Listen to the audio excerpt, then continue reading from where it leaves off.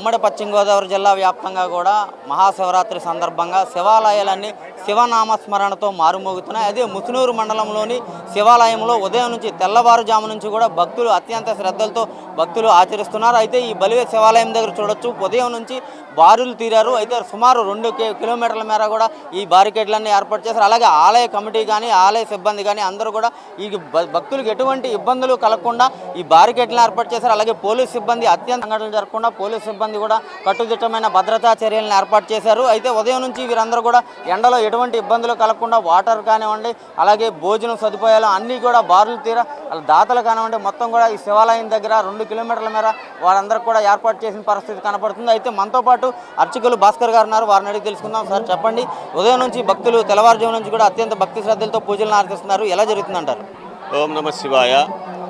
ఈరోజు శైవక్షేత్రాలకు విశేషమైనటువంటి రోజు శివరాత్రి, మహాశివరాత్రి పర్వదినం.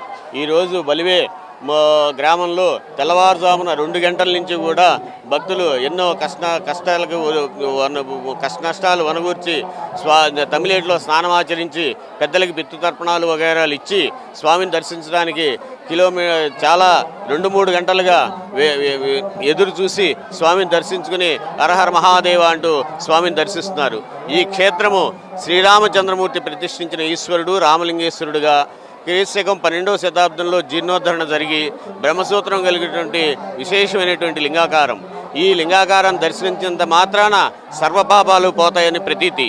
అనాదిగా శ్రీరామలింగేశ్వరుడు పశ్చిమాభిముఖంగా భక్తుల యొక్క కోరిన కోరికలు నెరవేరుస్తున్నారు.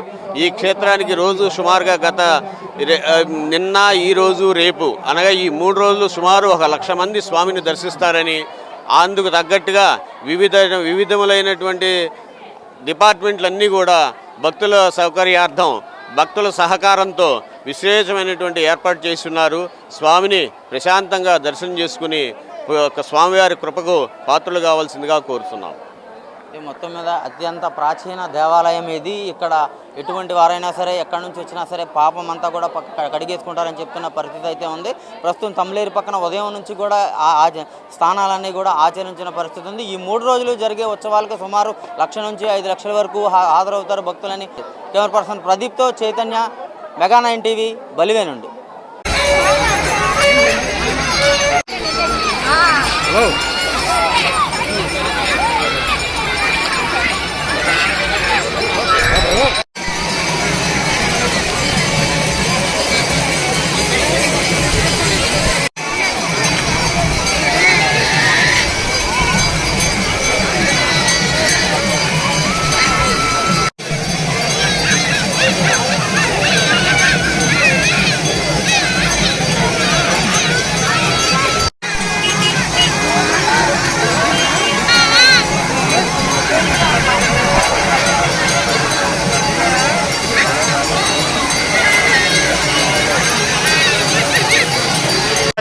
రామనగూడెం బాబులగూడ మండలం.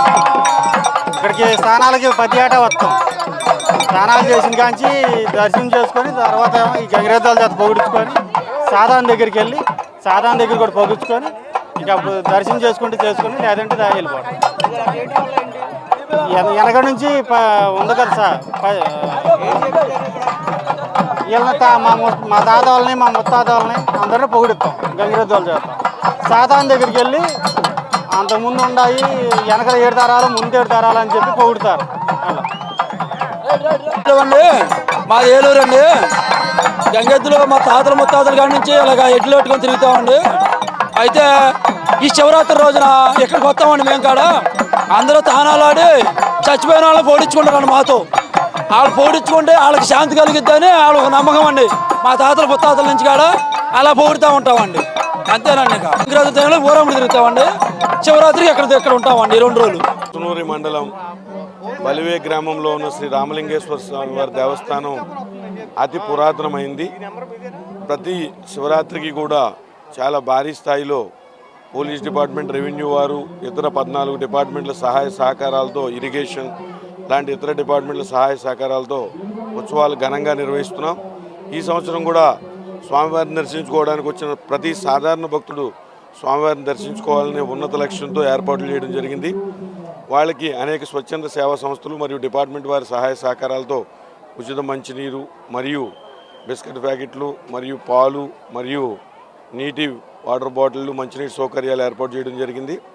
వచ్చిన ప్రతి భక్తుడు కూడా ఎక్కడా కూడా క్యూ లైన్స్లో నిలబడకుండా ఎక్కువ టైము వీలైనంత త్వరగా స్వామివారిని దర్శించుకుని వాళ్ళ కార్యక్రమాల్లో భాగంగా ముందుకు వెళ్ళే విధంగా ఏర్పాట్లు చేయడం జరిగింది.